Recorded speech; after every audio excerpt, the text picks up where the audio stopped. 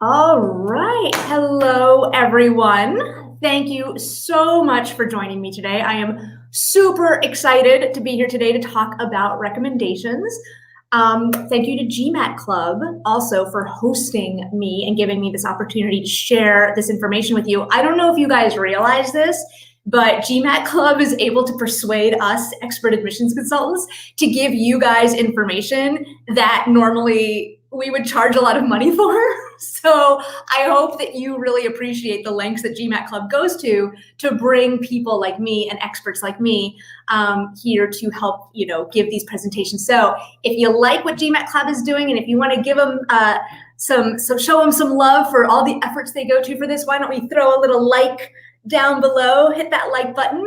That would mean a lot to them, to show them that you actually, that you really appreciate all the work that they do for you to bring people like me here today. And also, as a side note, down below, once we're done, there are lots of links for you to click on for free trials. If you subscribe to the GMAT Club YouTube channel, I understand that you get full 7-day access to their GMAT Club tests, which is a super valuable thing for you. So please make sure after we're done to check out the links below. But let's get started with the presentation that we are here for today. So just a second. I am hitting the PowerPoint slide. Sometimes technology works and sometimes it doesn't. All right, so I'm going to share screen. Entire screen, yes, share. And all right. Okay, I think you can see my screen. So first of all, before we even get started, if you are not familiar with me and who I am, let me introduce myself. My name is Maria, that's me. I am a 2005 graduate of Harvard Business School and the founder of ApplicantLab.com. ApplicantLab.com is the online tool that replaces the need for expensive traditional admissions consulting. I was honored a few years ago to win the audience favorite vote at the Harvard Business School Alumni New Venture Competition. I am the only admissions service endorsed by the Harvard Business School student newspaper. And you don't have to take my word for it. Once we are done, please check out my real and verified reviews at gmatclub.com and hear from real users for yourself. So what are we going to talk about today? Recommendations. First of all, I think it's important for us to get a sense of just how important are recommendations anyway. After all, if you are going to go to the effort of trying to get the strongest recommendation possible, I want you to realize that it is worth it because they are, in fact, pretty important. And then why do AdComs want them anyway? The reason I want to talk about this is that if we figure out why AdComs want them, who they want to hear from, and what they are looking for in a strong recommendation, once you realize that, you are going to be in a much better position to get the best recommendation possible. So that's why we're going to go into this background information. And at the end, I'm going to tell you some things you can be doing right now to set the groundwork early to get the strongest recommendation possible. Because as of the time of this recording, we are a few months away from the next batch of deadlines.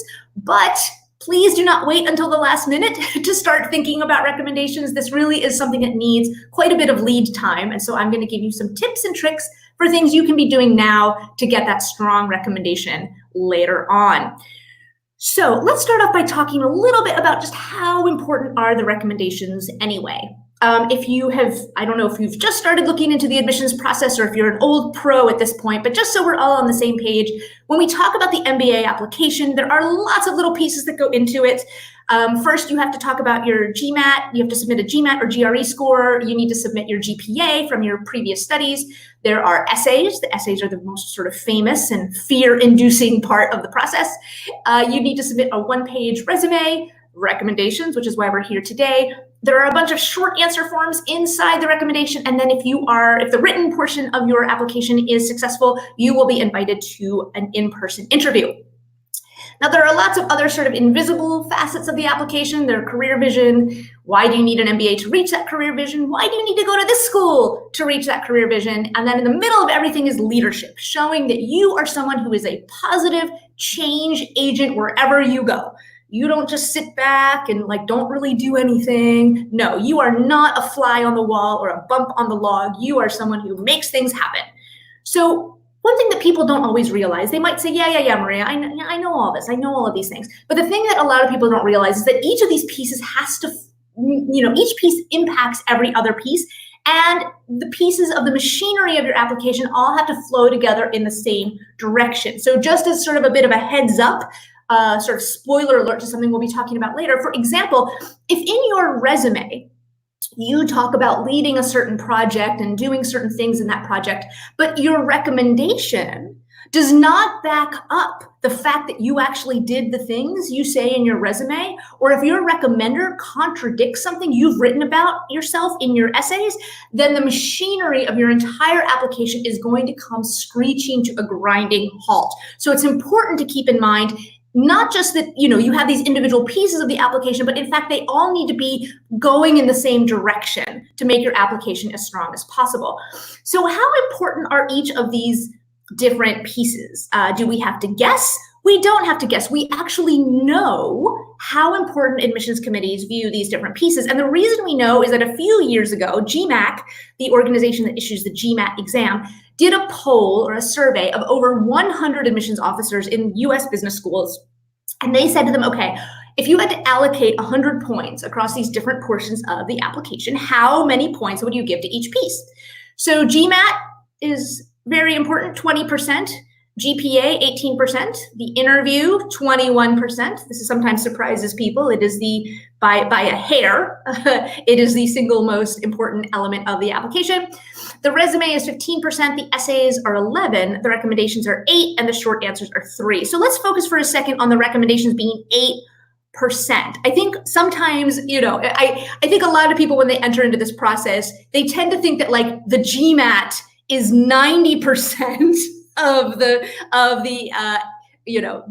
importance. The essays are 9%, and then everything else is a itty bitty teeny weeny bit of importance. But in fact, the recommendations are 8% versus 11%. They're not as important as the essays, but look, they do take up quite a bit of importance in the eyes of the admissions committee. So we're going to talk a little bit as to why that is. As a quick side note, all of these different steps that I talked about here, especially the ones on the right-hand side, in Applicant Lab, I guide you through each and every one of them, and the recommendations. I have an entire module, but we're going to cover some of the highlights of that module here. So, okay, 8%, like almost not quite as important as essays, but still pretty important. So why is it that admissions committees even want to see recommendations in the first place? Is it because they like to torture us? Wow, here you are, here's the executioner, here's the adcom, here's you, oh no, poor thing. Is the admissions committee member saying to themselves, how can we make the applicants lose their heads over this process? No, that's actually not the case. I have met many admissions officers in many conferences for admissions consultants, and they are very super duper nice people. They're not in it just to make our lives difficult. They have real reasons to really ask for recommendations, and here is the overview. We're going to get into detail. We're going to delve into each one of these in a little bit more detail in a second. But the first is to check the veracity or how truthful the claims are that you're making elsewhere in the application. They want to get perspective from someone who's been around the block more, someone who has maybe been in a bigger pond. So right now you are probably a star at work in whatever it is you do, but maybe you're sort of a big fish in a small pond. And usually to the extent that recommenders are older and more experienced than you, it's valuable for admissions committees to get a perspective from people who are more experienced and who have been around the proverbial block a little bit more often.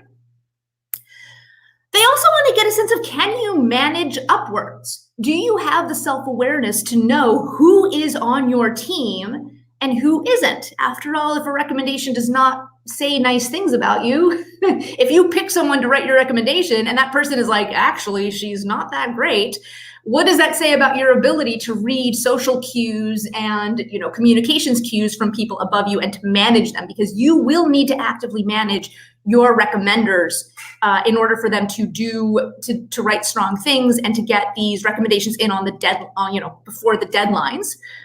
And they're looking for someone who's, relatively speaking, pretty unbiased. So in terms of checking veracity, the core question is this candidate for real? In sum, did they really do that thing that they said that they did? So if you write in your resume, I led a team of 15 people to launch a new product. And then your recommender is like, yeah, he was a basic contributor to the product. He made sure that the spelling was correct, and he did some basic quality assurance to make sure there were no bugs in the system. Then all of a sudden, your version of events and the recommender's version of events are not matching. So one big purpose that the recommendations serve is to make sure that you are telling the truth about yourself. And also, does the recommender add some level of insight to your candidacy that you yourself would not be able to have? So one of the most common versions of this is, for example, you might not know what other senior executives in your company think about you, but your boss probably does, right? Because senior executives talk amongst themselves, and they'll say something like, I need to, can you get Ashley on your team to do that for me? Oh yeah, Ashley, man, I love the work that she does. Yes, please put her on that project, right? So you're usually, to the extent, we'll get into this a little bit more later, but usually to the extent that the recommender is a boss or a superior of yours in your organization, they might have some extra insight into how well regarded you are that even you yourself don't know. So a good recommendation backs up the claims you make about yourself in the application, not only the stories you tell about yourself, but also your strengths. So if you say, well, if you present yourself in your essays like, whoa, one of my strengths is my creativity, and your boss is like, well, one of her strengths is her analytical skill, which is a good skill to have, but is pretty different from creativity. The AdCom might say, well, wait a minute, something's fishy here. Something is not lining up. So you need your recommendation to be, remember those gears that I showed you a second ago? Your recommendation and what you say about yourself need to be in concert. Now, heaven forbid, the absolute worst thing that can happen is that it contradicts something you said about yourself elsewhere. So if you say, I am super creative, you guys. The reason I was able to lead this project in this essay that I'm telling you about is because I am super creative. And then your boss is like, look, she's wonderful. I love her to death. Not very creative, but, aside from that, she's really great. Now the gears are going in totally opposite directions, and there's going to be some head scratching going on. So you want to make sure when you're working with your recommenders, the actionable advice here is that you need to make sure that whatever they are planning on saying does not contradict and in fact backs up what you are saying about yourself. Another reason that recommendations are valuable is they get perspective from someone who's been in bigger ponds, right? And this is sort of that, I don't know if you've heard that expression, that figure of speech, being a big fish in a small pond. So right now, you might be a big fish in a small pond. You might be an excellent standout worker in your department or in your company. But usually executives who are, managing you, they've been around the block more. So would somebody who's had experience in multiple bodies of water, not just your small pond, would they agree that you in fact deserve that big fish, those big fish accolades? So a good recommendation will also compare you in a favorable way to, at a minimum, peers at your own company, right? Like, oh, Ashley is wonderful, and she is one of 7 financial analysts that we have, and she's definitely the best one. Maybe your peers at other companies, by which I mean, if your boss is the one writing the recommendation, they can say, well, I've actually worked at 3 different movie studios as a CFO, and Ashley is the strongest out of all of those 3 companies that I've worked at.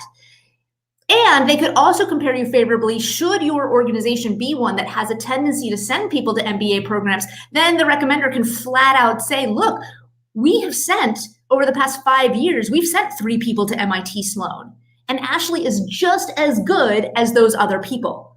So another thing a good recommendation does is it will compare you in a favorable way to, at a minimum, your peers, and hopefully people who, have gone on to business school. That's not a requirement, but it's a nice to have. And especially the thing to focus on in terms of comparing you favorably, we're not talking about like, oh, she's really friendly, she's so nice. No, I mean specifically in terms of the impact that you've had on the organization. This would sound something like, very few people at our company are given the amount of responsibility that he has been given this early in his career, right? He was put in charge of this project with only 3 years of experience, and normally people with 15 years of experience are given this level of responsibility. So those sorts of comparative statements help me as an admissions reader understand where you are in terms of the totem pole of accomplishments in your organization. And that's good for me to know because business schools want to accept the most impressive people possible. They also want, there's sort of an indirect reason for asking for recommendations, and that is, can you manage upwards? Do you have the self-awareness to know who is on your team in terms of people who are above you? And frankly, are you able to win them over to like you? And the reason MBA programs do this is not because applying to an MBA is a popularity contest per se, but because one of the leading indicators of long-term career success is, sorry to say this, but it's your ability to, I was about to say to kiss up to the people above you, but we'll choose a different word, to win over the people above you. Like it or not, success in the business world often involves getting other people to like you. And so sometimes people will say to me, every once in a while, I'll get an email from a client who's like, Maria, I don't know who to ask for a recommendation because I've been fired, from my past 3 jobs and all of my bosses hate me. And I'm like, okay, well, an admissions committee wants to know that information because they're going to say to themselves, is this person going to be successful in the long term in the business world if they can't get people to champion them? So do you know who's on your team? Who supports you in your organization? Who likes you? Are you able to win over powerful people? Can you get people who are more powerful than you to, at a minimum, like you, champion you, be champions for your career? And ideally, have you ever gotten someone above you to change their minds or change their behavior? That's very powerful. It's one thing to get like a CEO of a company to like you. It's another level of influence altogether if they not only like you, but they've changed a plan, like, oh, we're not going to launch this product, we're going to launch another product, and it's all thanks to his input. Like that is like the ultimate sign of your ability to manage people who are above you. So a good recommendation will champion you and show you as someone who is persuasive, ideally to people above you or to the writer of the recommendation itself. So a couple of little additional side notes on what a good recommendation should contain, because I think a lot of times what happens is that people, they identify the champions, right? They're like, Maria, my boss loves me, right? My boss likes me, champions me. My biggest fan ever is my boss. So I know I'm going to get a great recommendation. And the problem is that that's not enough. You actually need a recommendation to not simply be someone that likes you, but that they focus on the right things. So the good recommendation is going to focus on leadership skills. And in Applicant Lab, I've got a huge section on describing what is leadership, what isn't leadership, because sometimes the word leadership gets confused with the word management. And they're not necessarily the same thing. So a great recommendation is going to focus mostly on your leadership skills. By this, I mean your people skills, your ability to influence others, your ability to motivate others, your ability to inspire others. When I have seen recommendations that miss the mark, even from recommenders that truly, truly adore the candidate, sometimes recommenders shoot the candidate in the foot by focusing on the wrong stuff. So one of the biggest ways that recommendations miss the mark is if they're focused on these sort of low-level technical skills involved in your job. And by that, I mean anything that is kind of a basic, entry-level, not that impactful type of role. So for example, if you write computer code for a living, right? If you're a software engineer, and your recommender is like, oh my gosh, he is the best coder I have ever met in my life. That's nice, but that doesn't necessarily show leadership, right? Admissions committees don't care if you're good at coding, frankly. They want to know if you're going to be the next CEO of Microsoft. They don't care if you're going to be able to code the next Microsoft product. Right? So sometimes by focusing on low-level tasks like, oh, he's so good at writing code, or he's so good at, for people who work in nonprofits, you have to write grants to try to get grant money, or you have to write, if you work in sales, you have to write, RFPs, requests for proposals to try to get people to buy your product. These are very low-level tasks. And so when the recommender wastes too much time praising you on tasks that you are not going to need in the long term for business success, that is unfortunately actually damaging your candidacy as opposed to making it stronger. So anything that is basic, right? If, oh, she's very competent, or, oh, he's reliable, he always shows up to work on time, or she's such a hard worker. These things mean nothing because, first of all, everyone in the applicant pool is a hard worker. Applying to business school is, in fact, a lot of hard work. And most people who apply are people who have had some measure of success in their careers. So by saying things like, oh, you know, I can always count on him to stay late, that doesn't really say a whole lot because everyone in the applicant pool is someone who stays late. So it needs to focus more on these specific stories of you leading the team, even if you don't technically, you know, you're not technically their boss, you can still inspire and motivate others and convince that client to change their mind and convince that employee to not quit, et cetera, et cetera. Another recommendation that misses the mark is one that does not include specifics. So if it just says something like, oh, he has a nice attitude, or, oh, she's great with clients, oh, senior management loves him, that all might be true. But without any specific evidence being cited to prove that that's right, how is the admissions reader supposed to believe or to be able to picture you in that moment, right? If I say to you right now as a disembodied voice on YouTube that I am a world-class basketball player and I am on the Olympic basketball team, you might think to yourself, well, what proof does she have of that? Because guess what? I don't have proof because it's not true. So when the recommendation, you know, how would I prove to you that I'm a good basketball player? Well, I would have someone write to you and tell you, whoa, she scores all these points in every basketball game, right? So if your recommender then does not say specific things, you know, obviously the basketball example is just a bit of a joke, but if your recommender does not say, there was this one time that the client said X and she said Y, and then the client changed their mind, or he was instrumental when we were launching that new product because we were going to launch a feature on that new product that we didn't really need, and he spoke up and got us all to change our minds, that specific story makes it so much easier for me to believe that you actually did that thing versus just vague platitudes of like, well, yeah, he has really good product ideas. Okay, well, how am I supposed to believe that? Give me a story. So why am I telling you this? You need to tell your recommenders to write specific stories instead of just sort of empty platitudes or, you know, nice sounding adjectives.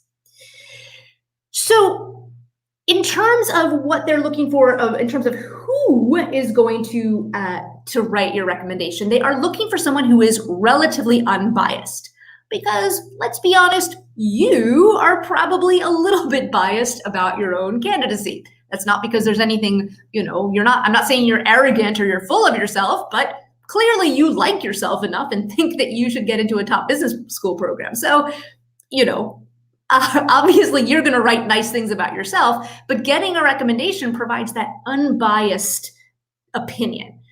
So since the recommendation is valuable to the admissions committee because it is unbiased, it cannot be from someone who might be biased to you in some way. For example, someone who owes you. It cannot be someone who is beholden to you or who, you know, really, really wants to get on your good side. So it can't be from someone, for example, lower on the proverbial totem pole than you. So if you're right now a manager and you manage a team of 3 people, it cannot be someone who reports to you. Because obviously, if the person who reports to you is not going to write bad stuff about you, even if they hate you, right? Because they're smart. They're thinking to themselves, if this guy doesn't get into business school and I wrote one of the recommendations, he's going to blame me. So I better make that recommendation as good as possible because I want that promotion next year. So for that reason, someone who reports to you or someone who is junior to you in the organization is not going to be seen as a credible, unbiased source of information, right? Is this person just being obsequious? Are they just trying to win brownie points with their boss? It also can't be someone who is a vendor to your company. So if you let's say you currently work in database management and you guys pay Oracle a lot of money to do some sort of hosting, right? You use a third party like Oracle. You cannot get the person at Oracle to write your recommendation because that person knows, wait a minute, like I need the sale to go through. I need them to pay me money so that I can get paid. So then clearly that person is not going to be seen as being an unbiased person. And it cannot be a family member, even if you work for a family business, right? Because I'm a mom. I don't know if you're a mom or a dad yet, but I'm a mom. And let me tell you something, when you're a mom, your kid can be terrible and you will still love your kid no matter what. So clearly they're not going to take a recommendation seriously from a family member. They also want someone who can speak to you in a professional capacity. So what I mean by this is that they can't just say, well, she's really nice, and, you know, whenever she hosts me at her house for those dinner parties, the food is delicious. Like, that's great, but it is business school at the end of the day. So the things that they talk about do have to be related, even indirectly, to a professional setting. So the recommendation cannot be from someone who does not know you in a professional context. And I put professional here in quotes because professional can also relate to, as I put down here at the bottom, it can also refer to, say, an extracurricular activity where you've shown leadership. So it doesn't have to be someone from work. Ideally, it will be. But in the cases where a school frequently asks for 2 recommendations, you could have one be from a professional person at your work, and another one could be, you know, for example, if you are heavily involved in a nonprofit and raising money for a nonprofit, someone from that nonprofit, they haven't seen you in a quote unquote professional context, but they have seen you doing professionalish type stuff in terms of leading others, right? So those people can also make good recommenders as well. It cannot be from a friend unless every once in a while a school will let you say, it will allow you to, you know, they will say you're allowed to do one from a friend, but almost never can be from a friend. It cannot be from a fancy VIP who barely knows you. So if you were at, the subway one day and you met Barack Obama and Barack Obama shook your hand and said, nice to meet you, you cannot then try to get a recommendation from Barack Obama because he's going to be like, well, I don't know the person. He's got a nice handshake, right? He's seemed friendly. No, it cannot be. A lot of times people this is a huge mistake people make. They're like, well, my uncle is friends with the prime minister, so I'm going to get the prime minister to write my, no. It's not going to mean anything because if they haven't actually seen you in action, if they cannot talk to who you are in a leadership setting, it's worthless. It is a waste of time. And in fact, getting a recommendation from a VIP who doesn't know you is worse than a waste of time because the admissions committee is going to say, this person doesn't get it. This candidate does not understand why we ask for the recommendations. They clearly don't get it because they would not have sent us this worthless recommendation from an important person who doesn't really know them. So it actually damages your candidacy to do that. Another thing is, unless you're one of those, 2+2 deferred admissions, there are some business schools in the US that will allow you to apply directly from college. There are not many, but there are some. So unless you are currently a full-time university student, a college professor is not the right person to write your recommendation because a professor knows how well you are at doing problem sets or writing papers.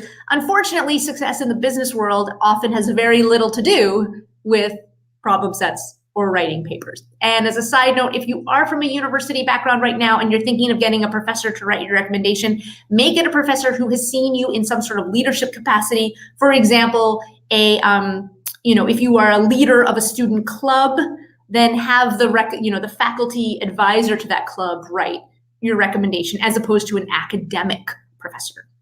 So those are the people who are bad options. So who are some good options?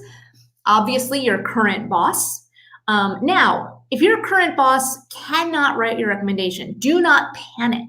This is not the end of the road for you. This is a very common thing. Frequently, people will say, Maria, if my boss found out that I was planning on leaving in 8 months to go to business school, I would be in so much trouble. Or my boss hates MBAs. My boss thinks that MBAs are full of it. And so there's no way my boss is going to write a good recommendation. Do not worry. If your current boss is not an adequate recommender for you, it's okay to go to someone else. You will then, in the application, write a little explanation that the school will want to know. If you cannot supply a recommendation from your current boss, the school will want to know why. But the good news is you are given the option. Like it's not game over for you if your current boss can't do it, but just be aware of the fact that if it's not your current boss, you are going to need to justify why that is. So if it can't be your current boss, maybe it could be someone else who is senior to you in the organization, preferably someone who has seen you in action. And by that, I mean someone who has been in the room when you've led that meeting, or, maybe they're not senior in your department, but maybe they are senior in an adjacent department, right? Maybe your department works very closely on a regular basis with another department. And so as a result, even though this person is not your boss, they can still say, well, she's actually had a huge impact on the organization. It could also be a former boss from a previous job or from a previous role. Please note that this cannot be a boss from 7 years ago, right? When I say a former boss, it will ideally be your most recent boss that is not your current boss, and ideally is someone within the last 3 years. Because the person, we all grow and we all mature and we all improve. So the person who knew you 7 years ago probably doesn't know who you are today. So that person would not be as relevant. A client can be a good one. A vendor is a terrible idea because they depend upon you to make money and put food on the table. But a client of yours, it's the opposite, right? You're the one selling to them. You're the one, convincing them to do things. So since they don't owe you anything, a client can be a great person. If you are an entrepreneur, you could also get like an investor or someone on your board of directors to write it. Note that it would be far stronger if that investor is sort of a hands-on investor who has, again, seen you in action or watched you lead a meeting or something like that, as opposed to a passive investor who might have given you money but doesn't frankly know you all that well. And as I referred to before, an extracurricular leader. If you are very involved in a nonprofit, if you are very involved in your local church, temple, synagogue, what have you, or if you're very involved in some sort of community activity, someone who has seen you take a leadership role in that activity can actually be a great option. In an absolute pinch, if you are an entrepreneur, a co-founder can be a good option, but just be aware of the fact that it will be taken with a grain of salt just because, hey, does this person have a little bit of a bias? We can talk more about that later. If you want me to delve into that, we can ask questions a little bit later. So wait, hold on, Maria. Okay, now I know I've gotten some ideas of who I'm going to ask. I get why their recommendations are important. I've got some good ideas of who I might be asking. So once I ask someone to be my recommender, what does that even mean? Like, do they write a letter? They call it usually a letter of recommendation, right? So what am I going to do? I'm going to ask them to write a letter? No. Business school recommendations are made up of two key parts. One part is this kind of checkbox or some sort of a scale across various traits, personality traits that business schools are looking for. So here's an example. This one I believe is from Booth. And this is, for example, we're not going to go through it all, but you can sort of see it quickly. On the left-hand side, we've got all of these positive traits, adapting to change, confident, critical thinking, etc. And so then on the top, they have to sort of pick exceeds expectations, meets expectations, etc. On this slide, I know it's going to be really teeny. Even if you're watching this full screen, I know it'll be teeny. But this is the best one, I think, of all the schools.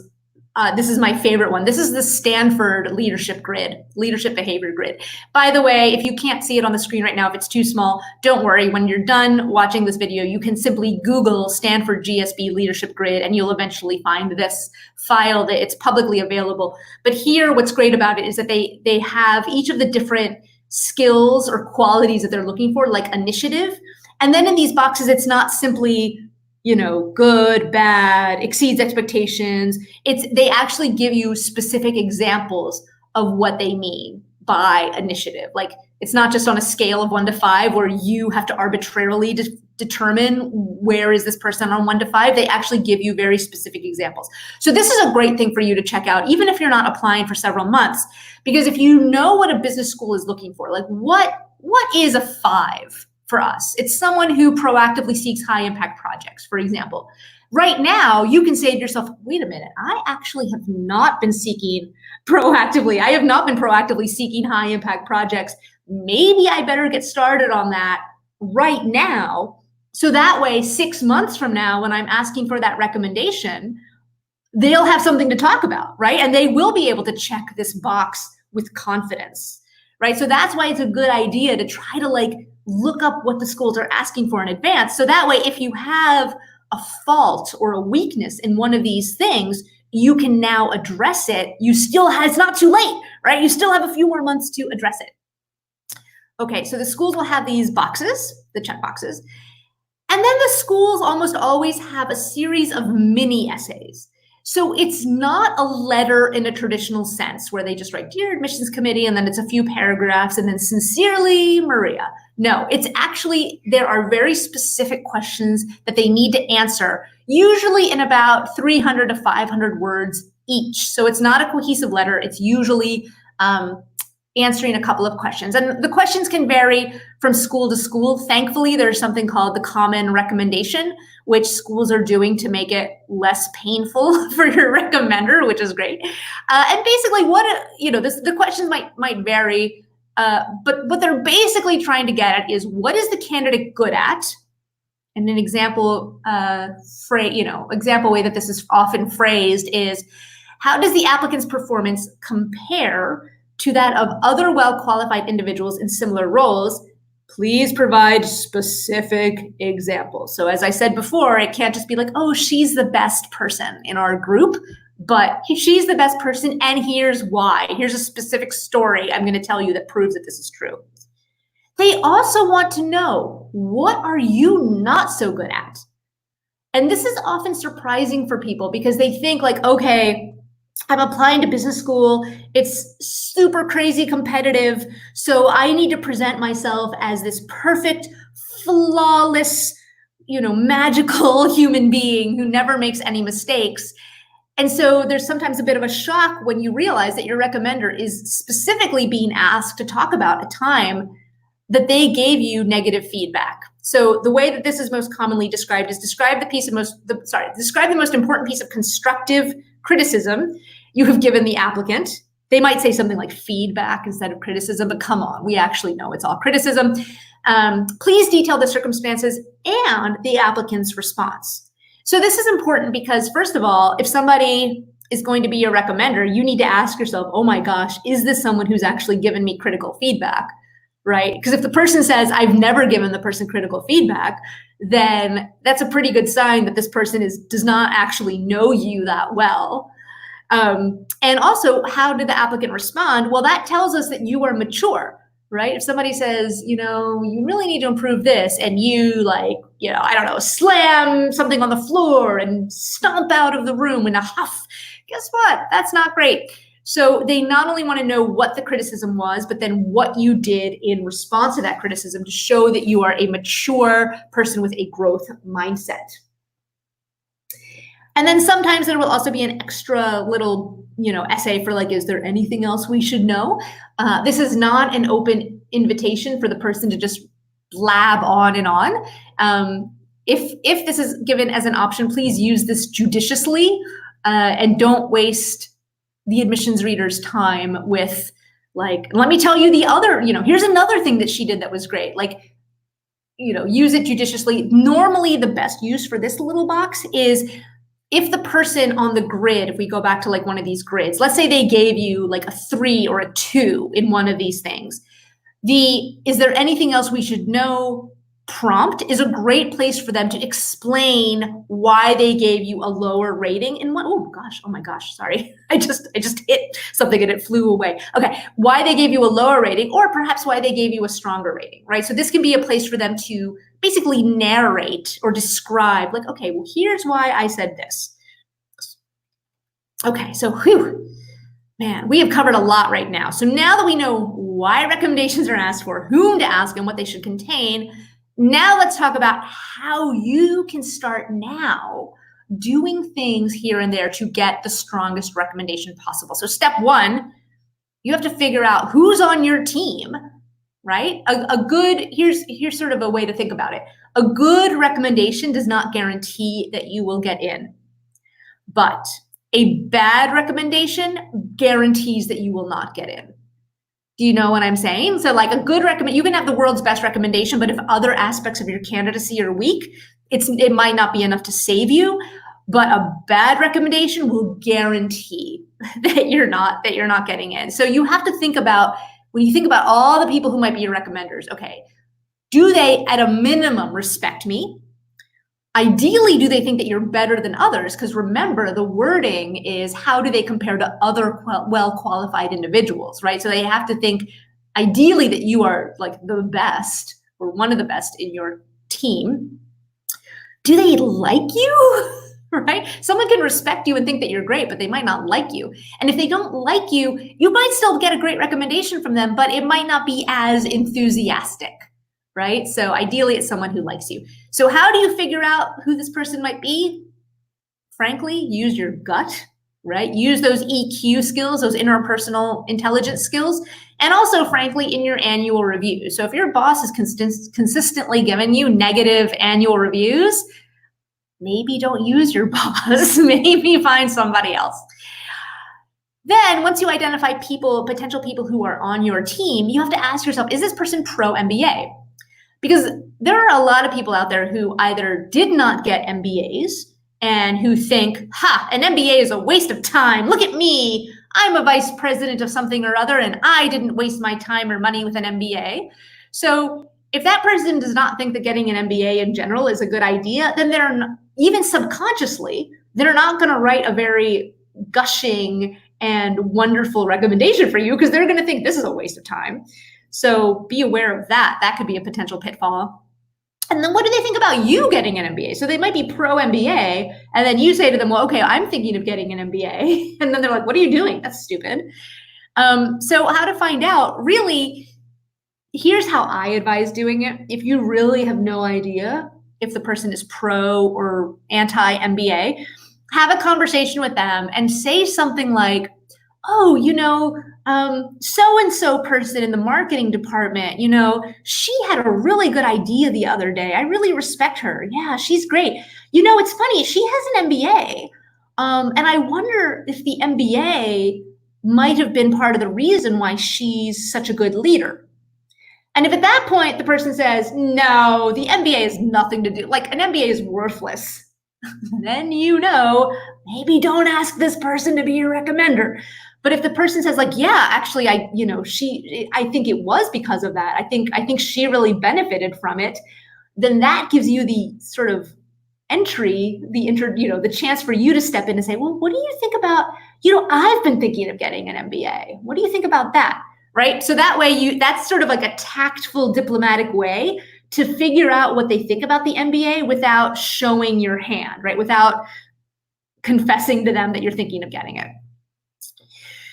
So then you need to figure out, is this person going to write the right sort of stuff, right? Remember earlier we were talking about how sometimes very well-meaning recommenders shoot you in the foot because they focus on the wrong thing. So how do you do this? Very important. You are not going to just wing it with your recommendation and hope for the best. By this, I mean, you're not going to say, okay, I know my boss likes me and my boss is cool with me getting an MBA. So, hey, boss, here's the link to fill out the form. It's due by September 7th.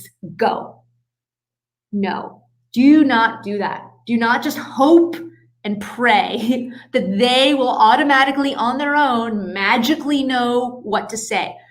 This is where that managing upwards comes in. You are going to guide them on what to say. Now, granted, this does not mean you're not going to write your recommendation for them, because schools hate that. And by the way, it's easy to tell when you've written your own recommendation, when you've read as many essays as I have and as many essays as admissions committees have.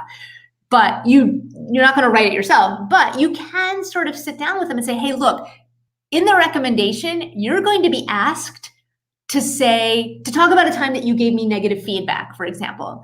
And so obviously you can write whatever you want, but I would really love it if you focused on that time that blah, blah, blah happened, right? So then that way you're trying to guide the conversation. And in fact, in Applicant Lab, I've got a little sample email that you can fill in the blanks to send to your recommender to guide that conversation to make sure that your recommender will in fact hit the right notes.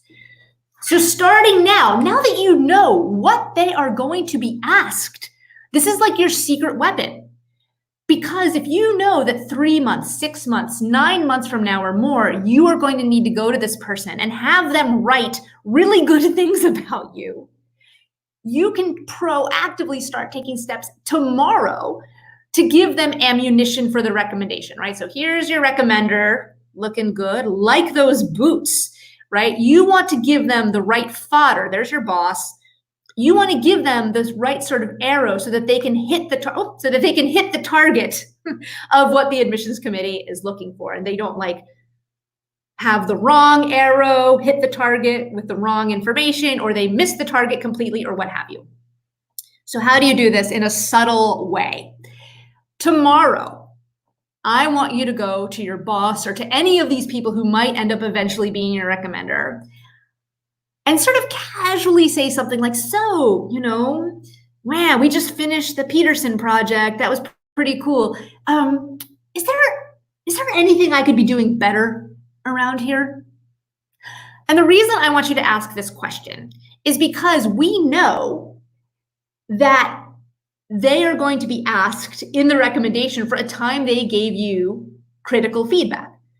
So if your boss has not given you critical feedback recently, I want you to artificially create a moment where they will give you critical feedback. So if you go to them and say, hey, what could I be doing better around here? You could always be doing something better. So then at that point, your boss might say something like, oh, you did a great job with X, Y, and Z, but for you to move up to the next level, it would be great if you got better at public speaking, or, your time management leaves something to be desired, or your documentation is just, it's not that great. So then whatever they say in response to this, you are going to spend the next couple of months doing something or several things to address whatever that negative feedback is. Even if you don't agree with the feedback and you're like, well, that's stupid. Of course I have good time management. Now, it doesn't matter. If they think it's a weakness of yours, that's what they're going to write about in the recommendation, right? So I want you now, tomorrow, next week, as soon as you can, start doing something that addresses that weakness, right? So take concrete action steps to show that you listened to them and that you're getting better, right? So then before you even ask for the recommendation, you might stop by their desk, for example, and say, hey, remember a couple of months ago when you told me that my public speaking skills needed to be improved? Well, that was a really good point. And so what I did is, I haven't mentioned this yet, but I signed up for Toastmasters public speaking training, and I've actually been doing this training, and I've read this book, and if you could give me a chance to show you that I've improved, I would really appreciate that. And I know this is a little bit manipulative, but sorry, it's a competitive process, and it's my job to get you in or to maximize your chances of getting in. So what have I done here? What have you done by following this advice? You have now created the answer to tell us about a time you gave the candidate critical feedback and then detail their response. Because now you know that the answer that they're going to write is, I told her she needed to improve her public speaking skills, and she didn't throw a hissy fit. She didn't throw a tantrum. She went out and she did something about it, and she improved. Because now that's like the strongest possible story they could write in response to that. And by the way, ask yourself, what could I be doing better around here? Since we know that your recommendation needs to show you in a positive light compared to other people, well, ask yourself, am I the best in my department? What could I be doing better in my work? What could I be doing better in that extracurricular activity, right? Right now, I volunteer at that pet shelter, that animal shelter, but really I just kind of do the bare minimum. What could I be doing more of? Can you step up over the next few months at your job, in your extracurricular leadership? Can you volunteer to lead a project that no one else really wants to do, right? Can you volunteer for a stretch assignment that will help you grow your skill set? Can you get more engaged? If you're not already super engaged at work, can you start right now being the person who raises their hand and say, hey, you know what? I noticed that this and this and this over here is not that great. I would love to take a crack at improving it. Because that way, what are you doing? You are creating, remember the arrows? We had the guy with the arrow and the target. You have the opportunity right now to create new arrows that recommender is going to use as fodder, that they're going to use as ammunition in their recommendation. So by knowing what makes a good recommendation, and by the way, when I say a stretch assignment, do I mean a stretch assignment in something basic? Like I'm going to code something that's a lot more complicated than the other code I normally write? No, because we know that admissions committees don't care how good of a coder you are. When I say a stretch assignment, now that you know what they're looking for and who they're looking for it from, now you can volunteer in positive leadership ways that will then give them the right sort of arrow to hit the target. So that is what you are going to be doing over the next few months to make sure that when you sit down with your recommender several months from now, and you hand them that little document that sort of guides them through what you would like for them to write, you're going to get the strongest thing possible. So I hope this has been useful. If you learned even the little slightest, teeniest thing from this, please throw a like down at the bottom of the little YouTube like thing. Or if you didn't like it, hey, give me a thumbs down too. I do have to get going in a few minutes, but we have a few minutes to answer questions. And if you missed the live stream of this, please put your questions down in the comments below and I will try to address them there. So let me see. Let me try to get, I think, am I back? I'm back. Okay. So are there any questions? Let me see. I'm looking now. I've got like this. You guys can't see this, but I've got like this kind of like dashboard for the webinar. Let me see. Comments. Okay. Okay. So, okay. There are a ton of comments. So I'm going to try to dig through with the sort of 7 minutes that we've got left. And let's see. Okay. I look for applicant lab discussions. Great. Thank you. Thank you, Sharon. Sharon, I appreciate your comment. Okay, there's Sovik. Hey, Shovik, how's it going? Yes, hit like or dislike. Okay. Someone said, I didn't catch that. Will you slow down? Well, the good news is this is a recording, so you can just watch it over and over again. Sovik saying that all of these individual pieces, I'm guessing this is where we had the gears, halted my application the first time around, but better to know this now than to learn the hard way.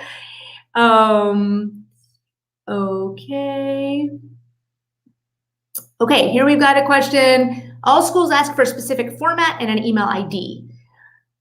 My CMD is ready to give the LOR. His office doesn't want to get him bothered by emails after he gives the letter. How do we manage this? So, Viplav, so first of all, the schools are not going to spam your recommender. They will spam you because they are marketing to you as a candidate. So once you sign up for the school's email list, you're going to get a ton of emails from them. But the recommenders normally do not really get bothered. So I wouldn't be worried about like, oh, if the recommender puts their email, are they going to get 40 million? They shouldn't. That would be very rude of the schools to do. So I don't think they would do that. And it is important, as I didn't address this a second ago, but remember, to the extent that a big reason the recommendations are even asked for is because of the veracity, right? They want to make sure that you're telling the truth.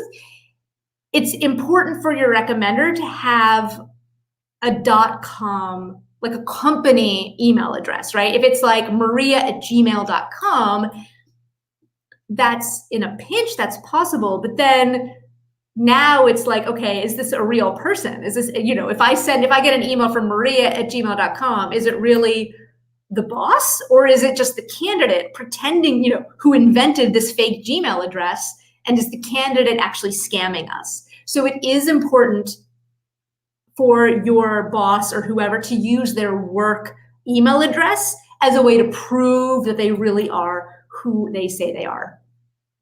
And then Viplab goes on to say they have their own format on our letterhead. Well, as we ended up talking about, you're not going to submit a letter on letterhead. That's not how it goes. It's an online form with text boxes and little things to click and rank 1 through 5 or what have you.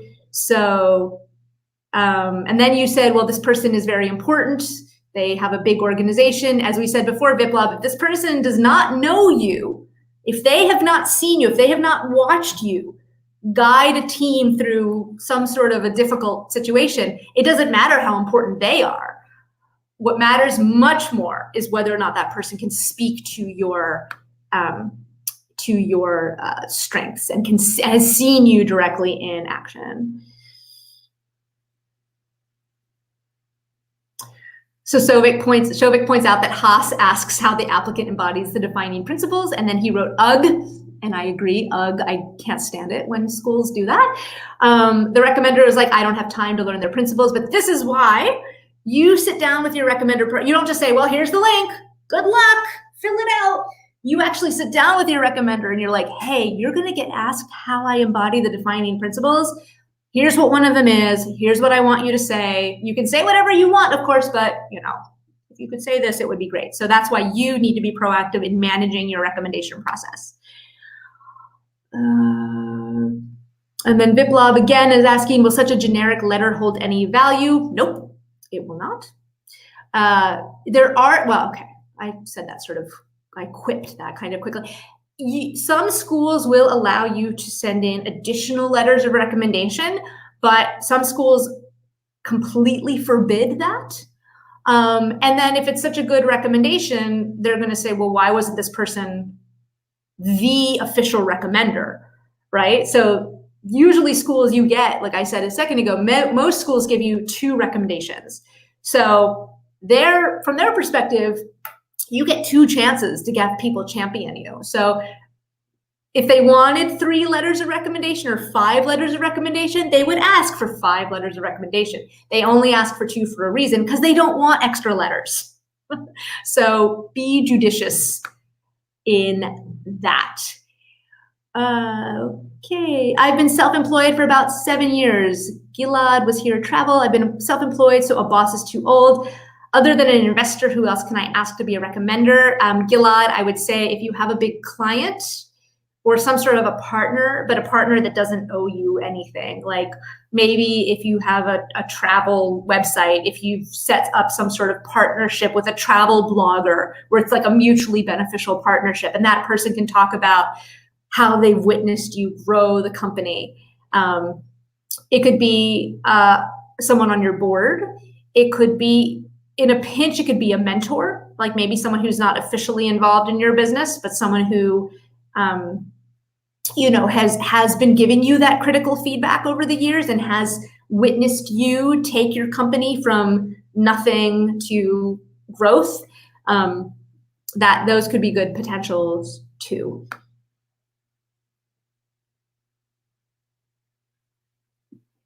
Okay, how to choose the right college per my domain of interest. So Ankit, I've got a whole section of this in Applicant Lab. Basically, here's what you're gonna do. Because MBA programs are very different, right? One is, they're not, it's not like college where like chemical engineering is chemical engineering kind of no matter where you go. MBA programs are radically different, right? So there's another presentation that I do where I show real estate electives. And one school only has 3 real estate electives and another school has 11 real estate electives. And the school with only 3 real estate electives is Harvard. And the school with 11 real estate electives is Columbia. So if you want to go into real estate, honestly, Columbia might be a better program for you than even Harvard. So how to figure out your domain of interest? Look at how many electives does the school offer in that field, because that says to you that the students themselves have been going to the school and demanding these electives. So if you know that, then you know that there are students at that school who are really, really, really into whatever the topic is, real estate or what have you. You also want to look at the clubs related to that topic. So if there's like a real estate club on campus, right, you might go to the website for that club, and one club, the website was updated 6 years ago and there's like 2 officers on it. And then another real estate club has, a detailed list of events and a conference and 15 different people who are doing, different things. So that says to you, okay, that real estate club is alive and well at that school, which says to me they're going to have more resources dedicated to my area of interest. So that's how you can try to tell apart the different, because every school is going to tell you we're excellent at everything. It's not true. So look at the number of electives and how active the club is as an indicator. Hi, Maria. Abhijit here. Hi. Are we done? No, we're not. Do you see the question on the screen, on your screen? Do I see the question asking? Oh, there's another thing over here. Okay, Maria, thank you so much for that. How can I get a 7 free day access trial to Applicant Lab? Okay, so if you sign up at gmatclub.com and make an account, at the time that you make your GMAT Club account, it'll say like, click here for access to special offers from our partners. So I'm one of the partners. So if you click on the Applicant Lab as the partner thing you want, then you can, you'll then get an email that explains to you how to access and how to activate that 7-day free trial. Who should be your recommenders if you just started a new job? If you're going to switch a few months before the round 1 deadline this year. So it's not always great to start a new job right when you're applying to business school, because not only can you're right, you can't ask that brand new boss to be your recommender because they don't know you yet. And number 2, they might say, well, I just hired you. What do you mean you're gonna leave in 6 months to go to business? What? So not always a great idea to start a new job right when you're applying. But yes, you would not ask your current boss at your current job. You would simply write, I've only been at my current job for 2 months, therefore my boss does not know me well, and that's why I asked my previous boss for my recommendation. No problem. I'm working as a marine engineer. My boss does not have a company email. Well, if you can get your boss to write your recommendation, but your boss doesn't have any company email, like your boss, does someone somewhere, even if it's not the same company, right? Even if you're like jignesh.com and his is bigcorp.com, then like, as long as it's some sort of a professional email address that is related to a company and not like Gmail or Yahoo or whatever, then that should be fine. If this person really does not have any sort of corporate email address, then you can give them you can put the personal email address and then explain in the optional comments like, hey, this person doesn't have one. And then just realize that then, the admissions committee may try to reach out to that person or to verify their identity in some other way. So it's not optimal. So if he's got any sort of professional.com, anything that he could use, that would be stronger, much more preferred. Okay, last one. Thoughts on getting a recommendation from a government employee in India. I did a part-time with them. So whether or not the person is a government employee or is a government contractor or is the president of India, what that person did is not important, or what they do for a living is not important. What's important is that they can answer all of the questions that we covered in today's session, right? So, if you led something while that person was your boss, was in a supervisory capacity to you in some way, and that person can then write about the impact that you had, like, oh my gosh, because he was involved, we completely changed our strategic plan and now we are doing X and Y so much better. If that person can write about the impact, if they can write about the leader that you are, and if they can check the boxes, and if they can talk about a time that they gave you negative feedback, then as long as they hit all of the other points that we just covered over the past hour, then it doesn't matter if they are a government employee or not. It doesn't matter if you work for them part-time or not, though usually a full-time, to the extent that your future career will be a full-time career, getting feedback from someone who knows you in a full-time capacity is normally seen as more valuable, because that's probably seen as being a more accurate reflection of your career potential for the next several decades of your life. So I think, are we done? I think we're done. Yep.